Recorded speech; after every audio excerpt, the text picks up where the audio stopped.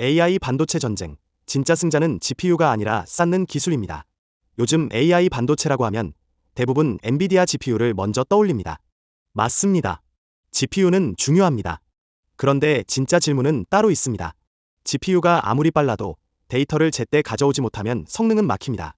AI 반도체의 병목은 이제 단순히 계산을 얼마나 빨리 하느냐가 아닙니다. 메모리를 얼마나 가까이 붙이고, 얼마나 높게 쌓고, 얼마나 빠르게 연결하느냐. 그래서 오늘 이야기할 핵심은 이겁니다.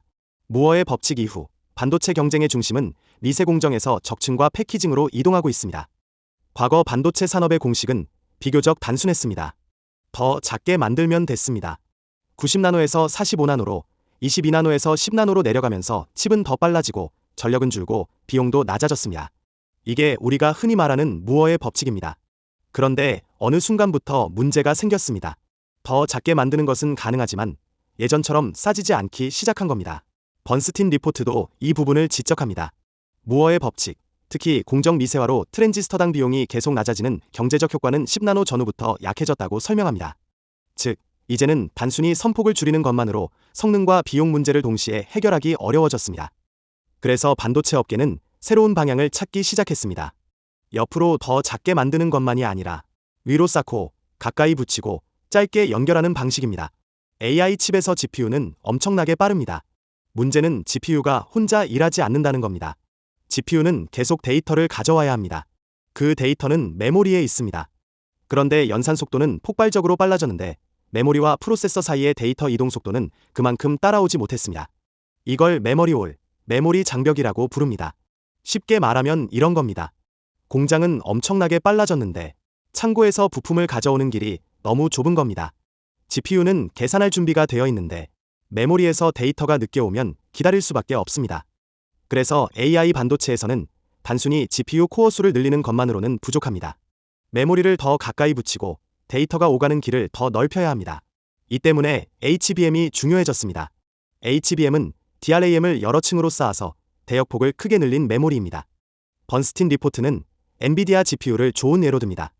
하퍼에서 블랙헬 얼트러, 그리고 루빈 얼트러로 갈수록 GPU 다이와 HBM 다이 수가 크게 늘어난다고 설명합니다.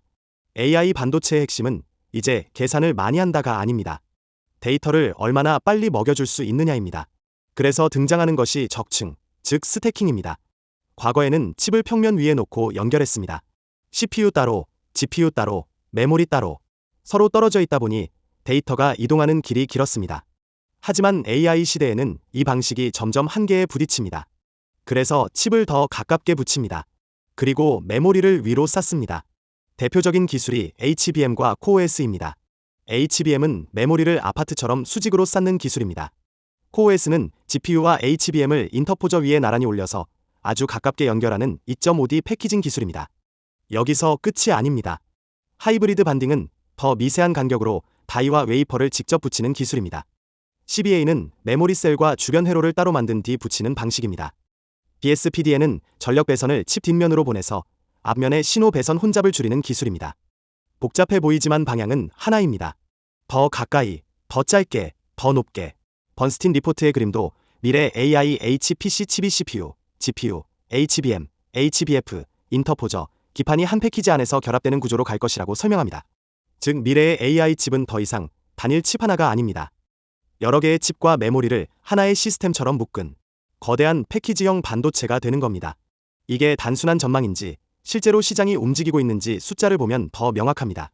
번스틴은 적층 기술이 적용되는 웨이퍼 사용량이 2025년 약 50만 WPM 수준에서 2030년에는 약 350만 WPM까지 증가할 것으로 전망합니다. 전체 웨이퍼 소비에서 차지하는 비중도 2025년 7.4%에서 2030년 37%까지 올라갈 것으로 봅니다. 쉽게 말해 2030년에는 전체 반도체 웨이퍼의 3분의 1 이상이 어떤 형태로든 적층 기술과 관련된다는 뜻입니다. HBM도 빠르게 늘어납니다. 리포트는 HBM TSV 캐파가 2025년 말 약 390kWpm에서 2027년 700kWpm까지 증가할 것으로 예상합니다. CoreOS도 마찬가지입니다. AI GPU와 ASIC를 위한 핵심 패키징 기술로 자리 잡았고 TSMC의 CoreOS 캐파 역시 계속 확대될 것으로 전망합니다. 즉, 적층은 더 이상 선택 기술이 아닙니다. AI 반도체의 성능을 올리기 위한 주류 기술이 되고 있습니다. 그럼 이 변화에서 누가 돈을 벌까요? 단순히 GPU 회사만 보는 건 부족합니다. 적층 생태계 전체를 봐야 합니다. 먼저 웨이퍼를 얇게 갈고 자르는 장비가 필요합니다. 여기서는 그라인더, 다이서 같은 장비가 중요합니다. 그 다음은 본딩 장비입니다. 다이와 웨이퍼를 정밀하게 붙여야 하니까 하이브리드 반딩과 웨이퍼 투 웨이퍼 반딩 장비가 중요해집니다. 그리고 검사와 계측도 중요해집니다. 층을 쌓을수록 정렬 오차, 접합 불량, 수율 문제가 더 치명적이기 때문입니다. 리포트는 수혜 기업으로 DISCO, BC, 토키오 일렉트란, 썸코 등을 언급합니다. DISCO는 연마와 다이싱, BC는 다이 투 웨이퍼 하이브리드 반딩, 토키오 일렉트라는 웨이퍼 투 웨이퍼 반딩, 썸코는 웨이퍼 수요 증가 수혜로 봅니다. 다만 이걸 특정 종목 추천으로 볼 필요는 없습니다. 더 중요한 건 방향입니다. AI 반도체가 성장할수록 후공정과 패키징 장비의 중요성은 더 커진다. 오늘 내용을 한 문장으로 정리하면 이렇습니다. AI 반도체 경쟁은 GPU 성능 경쟁처럼 보이지만 실제 병목은 메모리와 연결입니다. 그래서 앞으로 중요한 것은 더 작게 만드는 기술만이 아닙니다. 메모리를 더 높게 쌓고 GPU 옆에 더 가깝게 붙이고 데이터가 이동하는 길을 더 짧게 만드는 기술입니다. 무어의 법칙 이후 반도체는 여전히 발전합니다. 다만 방향이 바뀌었습니다. 옆으로 작아지는 시대에서 위로 쌓는 시대로, 그리고 그 중심에는 HBM, CoOS, 하이브리드 반딩, CBA 같은 첨단 패키징 기술이 있습니다.